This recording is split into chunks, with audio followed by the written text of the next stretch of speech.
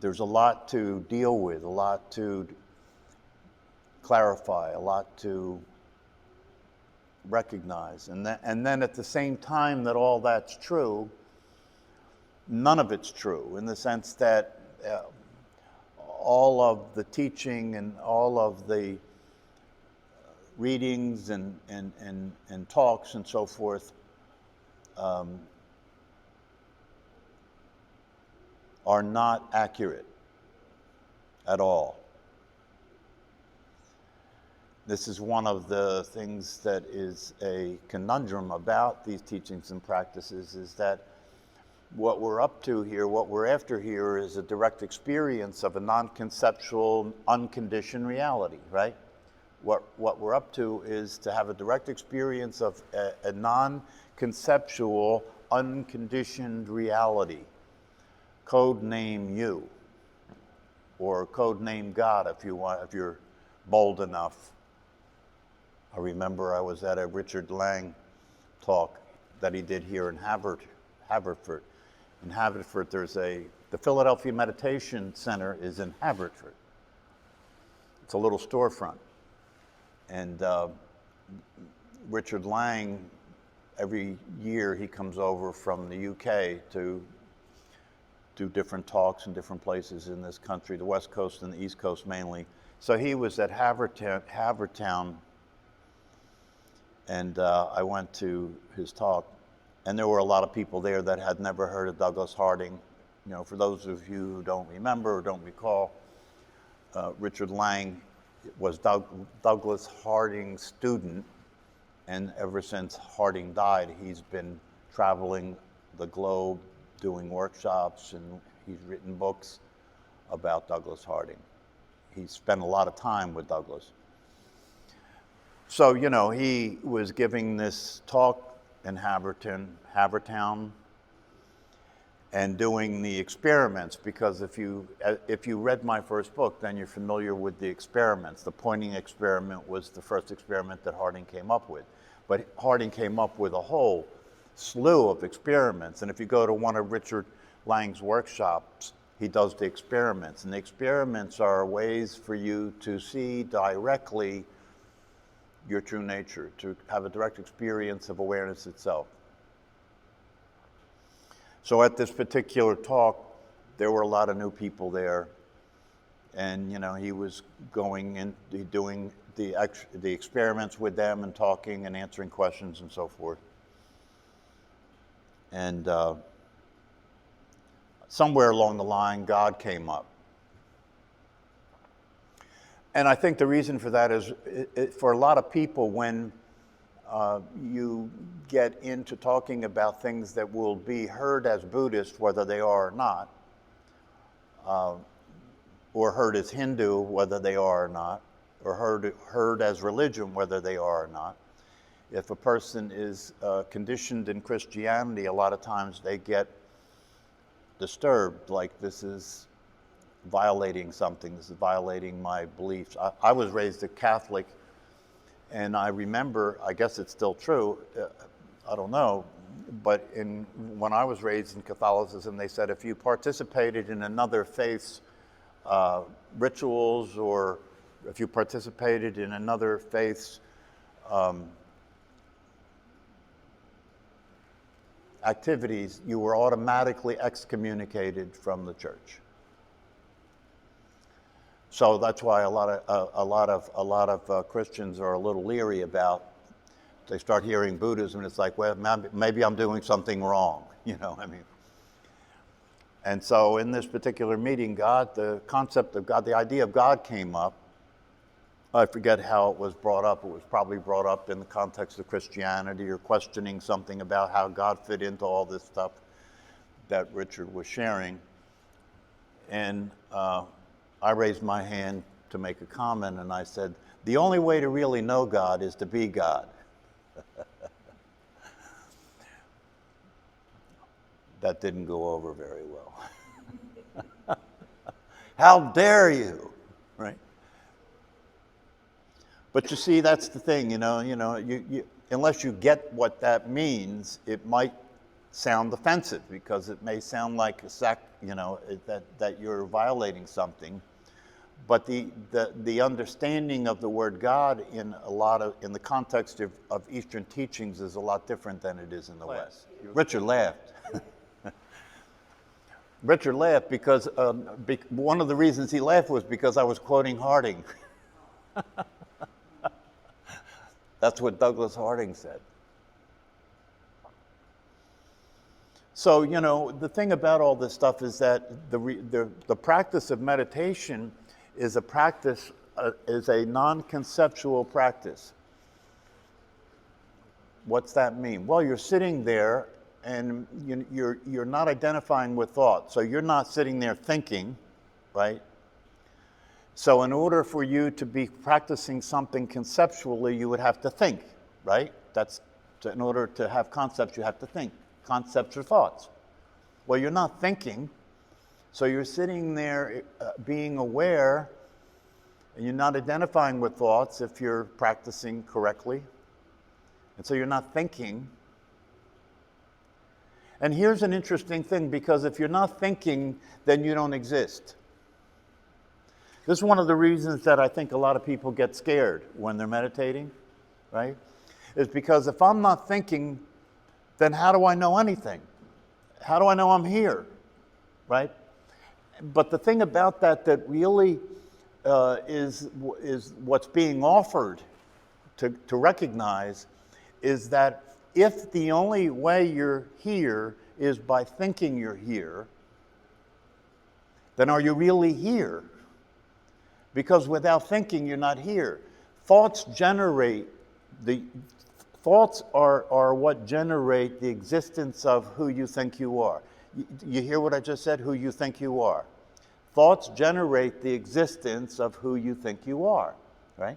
So if you stop identifying with thoughts, then who are you? See? So you're sitting there meditating, and if you're sitting there meditating, you're simply being aware, you don't exist. You're experiencing the non-existence of you when you meditate. You're experiencing the non-existence of you when you meditate, because it takes a thought to generate who you consider yourself to be. It takes a thought to generate who you think you are. I've said this before, but I think it's really worth paying close attention to and understanding. The primary function of thinking, I had never actually saw it this way, but it is the case. The primary function of thinking is to have you exist, to have the person that you consider yourself to be, to have the personality that you consider yourself to be, to have the entity that you consider yourself to be, to exist. The primary purpose of thinking is to have you exist. Well, how does that work? Well, the way it works, it's happening all the time, and it's happening without your being aware of it happening. But what happens is a thought occurs, right? And if you look, you can see this. A thought occurs, and the automatic unconscious relationship to the thought is, I had it. Isn't it? A thought occurs, and the unconscious relationship to that thought is, I had it. That's my thought. I had that thought. As a matter of fact, anything that happens in the mind, anything that happens in the body, anything that happens in the world, right, is used to infer that you exist, right? It's not that there's a life, it's my life. That gets plugged in. It's my life. So the fact that there's a life infers that I exist. The fact that there are thoughts infers that I'm thinking those thoughts. The fact that there are feelings infers that they're my feelings, right? So timelessness got replaced with time, right? Infinity got replaced with limitation, right? Spirituality got replaced with physicality, right? It is a contraction. Birth is a contraction, right? One of my teachers, one of my favorite teachers used to say, and to me this is one of the most profound abstractions I ever heard. He said, creation is a matter of distinction. Creation is a matter of distinction, right? And when I first heard that, I was like, I had no idea what he's talking about, right? But then eventually I saw it, and what he was talking about was the fact that that which exists is non-conceptual, infinite, right? Inclusive. It's all everything, right? It's all there, right? But it's indistinct, right? The word hashtag didn't exist before, what is it, Twitter, or, you know, you hear people say now hashtag this, hashtag that, right? Right? It didn't exist. It was something that was distinguished out of nothing and became something, right? That's what creation is. Creation is something that is distinguished out of nothing and becomes something. Hashtag didn't exist. It got distinguished and then it existed, right? And that's the same thing with everything else. However, when you see things as they are, when you're awake, when the lights are on, you see that there is that which has been distinguished, that which is conceptualized, right? And replaced that which is undistinguished and unconceptualized, and that all became contracted into this limited worldview, this limited reality, the reality of who we consider ourselves to be and the reality of what we consider to be real. And when there's an awakening and enlightenment, it's not that there is only that which is non-conceptual. That would be what there would be to be afraid of, right? Because if awakening meant that you woke up and then you were non-conceptual, everything was non-conceptual, then you would disappear. There would be no you, right? So that's not the way it is.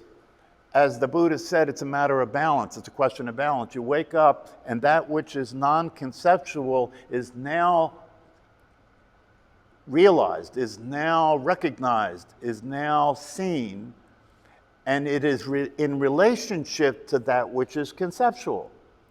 You know what I mean? They're not exclusive. So you can continue to be a person with a personality and identify yourself as a body, and at the same time know that's not actually so. It's just a convention. It's just what is happening right now. It's just an appearance. The implications of this, if you can get through the fear and you can continue to practice sitting and everything, the implications of this are that because you no longer identify yourself with the character in your drama, right, that you don't have to suffer the suffering of that character anymore. You still have to be that character or some character, you know, and there still has to be what's happening. There still has to be the story, the circumstances. That still has to happen, right? But you can know that rather than that being all there is, and within that you're trying to have everything work out, which is not going to happen.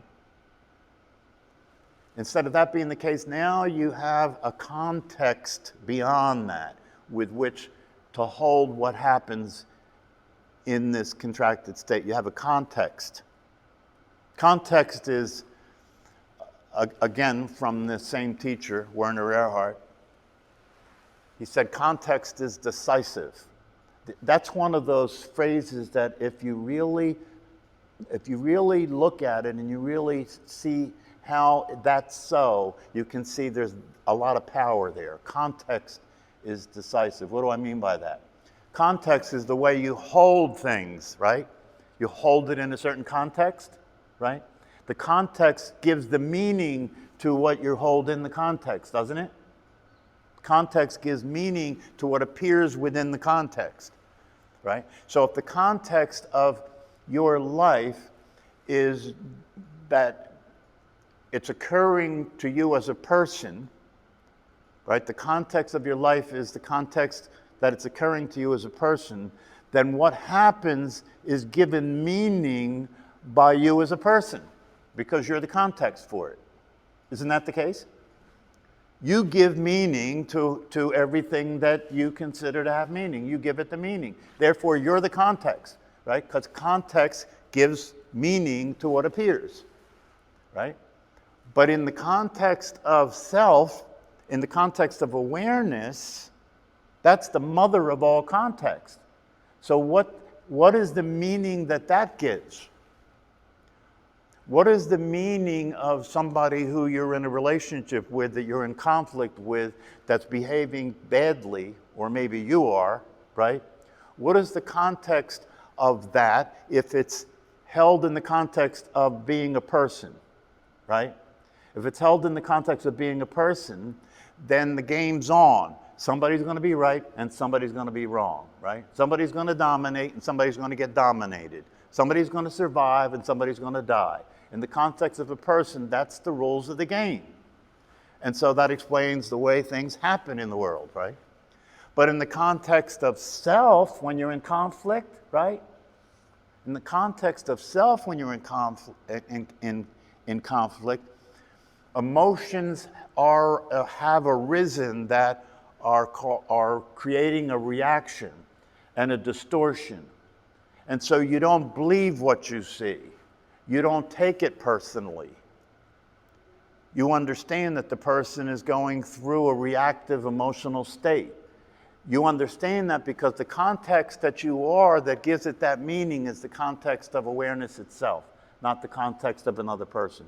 In the context of another person, right? In the context of another person, that person you're in conflict with is a pain in the ass. That person that you're in conflict with is being difficult. That person that you're in conflict with is giving you a hard time. That's the meaning you give it in the context of a person. In the context of awareness, that person is lost.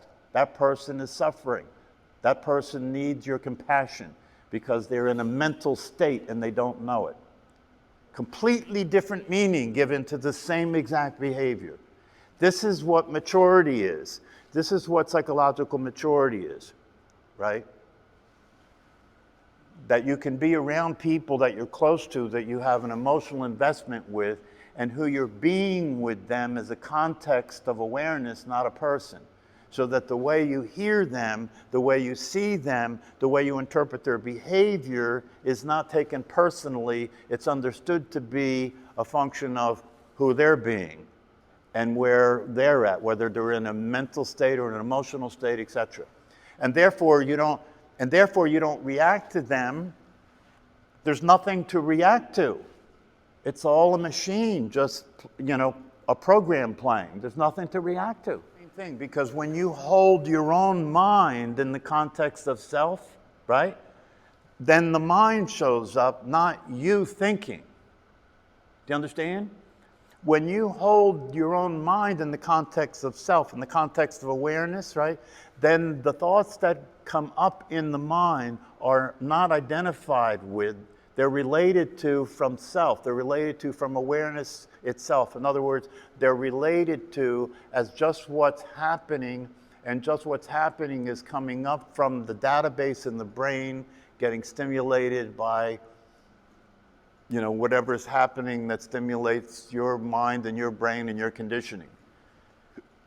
But your experience of that psychologically, if it's held in the context of self, is that you have space for that. You have compassion for your own thoughts. You have compassion for your own emotions. Because those thoughts and those emotions are the thoughts and emotions of the person that you've considered yourself to be, not who you really are. Do you understand? So you don't have to identify with it. You can think crazy thoughts and be fine. You can have compassion for yourself as a person who has been conditioned in such a way that you have crazy thoughts, right?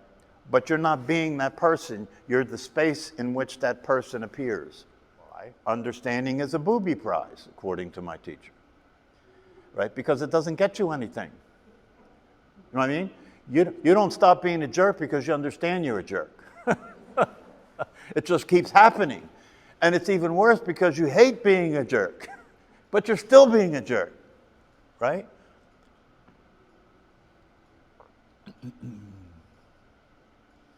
So you have to practice meditation. And that's why we're here. You have to retrain your brain. You have to reorganize the the programming that's playing in the brain in order to get it to be consistent with the way things really are. Because it's not consistent with the way things really are. It's consistent with what you're afraid they are. See, when you sit and meditate, it just happens. See, you don't do anything.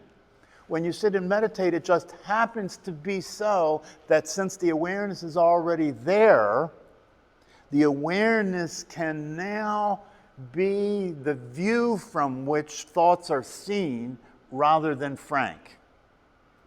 And when they're seen from awareness rather than frank, they're impersonal. They don't have the same impact. You can be compassionate. Little Frank is at it again. That's the way Harding talked about himself. Little Douglas is at it again. He's got these preferences. He's got these ideas about how things should be, right? So the thing is, you can have compassion for the little one if you're being the big one. And then you don't take it personally. You're not being the little one. And yeah, it is, and I've said this before, so I can't agree with you more. This is the most difficult thing a human being can do. That's why so few are doing it. That's why so few accomplish it. That's why so few can say that they see things as they are. And even fewer can take a stand for that, that I stand for. I have the conviction about it. I stand for the way things are. In spite of myself, I stand for the way things are in spite of I don't feel like I do, right? I wake up in the morning, I know what the truth is, but I still feel like I don't want to get out of bed, right? That's what you're dealing with.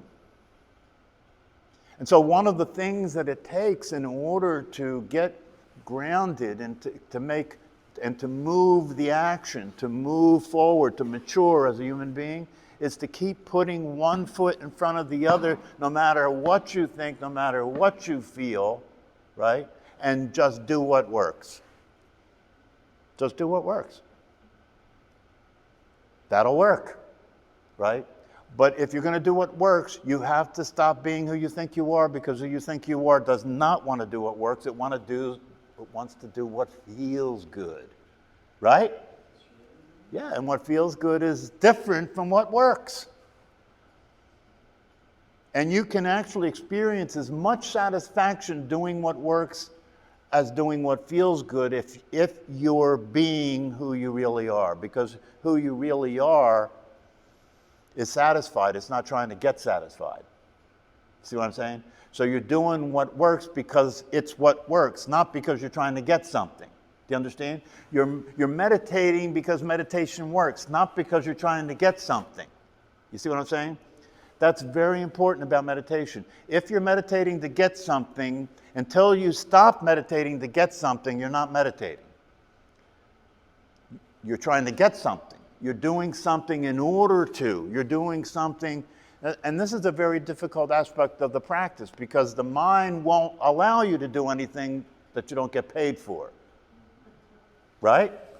The mind won't allow you to do anything that you don't get paid for. It doesn't like doing things that it doesn't get rewarded for. That's what it's interested in. It's interested in getting what it wants. It's a desire-driven operation, right? That's why I say to you here, if you're not sure what I mean when I say your mind, what I mean by your mind is that voice in your head that says, I'll be here next week after I say you'll get $100 if you show up. That's your mind, right? And if I don't say you'll get $100 if you show up next week, right? Then what your voice in your head says then is your mind too, but it'll be different. It'll be, well, I don't know. We'll see. We'll see. We'll see. Maybe the weather will be too bad, or maybe I'll be too tired. You never know. You never know. I want to be reasonable about this, right? That's the conversation you're going to have without the $100. But if the $100 is there, it's like, oh, I'll be there. It's not a problem. You say, it's like the mind is like my dog, I put my dog out in the morning, and now, he's been conditioning me and I've been conditioning him. It's been a back and forth relationship. So I put him out in the morning and I notice he goes out and he comes right back. I don't even know whether he goes. But I do know that when he comes back, his mouth is drooling because he knows he gets a treat when he goes out. So he comes in, I give him the treat, right? About 5 minutes later, he's standing at the door. See, my dog is a perfect example of the mind, right? Whatever he can do that will get him what he wants, which is food, that's what he's doing. That's what he's doing. And even though he's not sophisticated, he is conditioning me because when he goes to the door, I'm not going to not let him out and let him shit on the floor. So he knows how to get to go out, and he knows if he goes out and he comes in and he doesn't get the treat, and then he looks at you like, what? How could you do this to me? A dog's eyes can say that to you, right? So it's the same thing. You stop, if you stop giving him the treat, he stops going out. If you stop, see, there's something, this is what I mean by what I'm saying. Even though you're not getting the $100, right? I guarantee you, according to your mind, you are getting something. That's why you're here, right? Right? If that stopped happening, you stop coming. But you see, that's at the heart of the matter, right? Because if you're going to practice meditation, you have to give that one up. You have to be there because it works to be there, not because you want to be there, you like it, it feels good, you're going to get paid, like that. So by not behaving consistent with the mind, it will help you to see the mind and not be the mind. And that's part of the practice of meditation. Keeps coming back to meditation because I don't care what teaching you're interested in, whether it's Hindu, whether it's Chinese, whether it's Japanese, whether it's Sufi, whether it's mystical Christianity, in every case they all involve meditation. Right? Because they all have come to the same understanding that it's all well and good to believe things, it's all well and good to have faith in things, it's all well and good to do rituals, it's all well and good to all that stuff, right? But none of that's going to make the real difference. You've got to sit with the truth and just stop. You have to stop all that and just sit there. Okay. What I mean, if you show up in a body as a person or you show up in the body as a dog, okay, now what? There has to be something. Do you know what I mean? What's going to determine your behavior? There has to be something. That's why the teachers say, and it is the case, conditioning is inevitable. It's not bad, it's not wrong. But if once it's see, my dog can't see conditioning as conditioning. He can only be conditioning. He can't see conditioning as conditioning. But a human being can see conditioning as conditioning, and therefore there must be a possibility of being beyond that conditioning. Yeah, so conditioning is just a fact of reality. It's just a fact of the manifest world.